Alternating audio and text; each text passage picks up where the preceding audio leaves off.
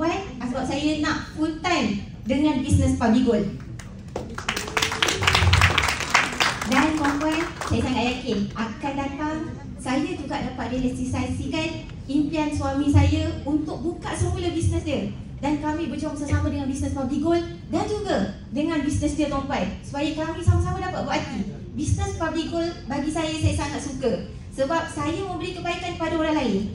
Saya memberi membantu orang lain dalam sudut kewangan. Sebagaimana bisnes ini membantu saya juga nak membantu masyarakat dekat luar sana yang ramai lagi yang belum tahu tentang peluang bisnes ni tuan-puan.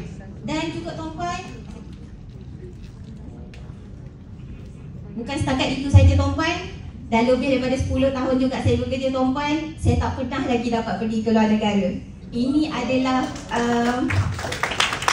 tapi 2 tahun dengan bisnes Pabigol ni tuan-puan, ini adalah kali pertama tuan-puan saya ke luar negara. Negara pertama saya di luar Asia iaitu di bumi Cape Town yang sangat cantik, Masya Allah.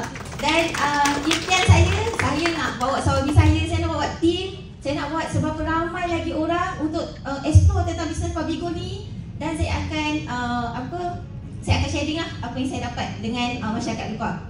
Okey? Dan saya nak teruskan misi J100 Network, iaitu misi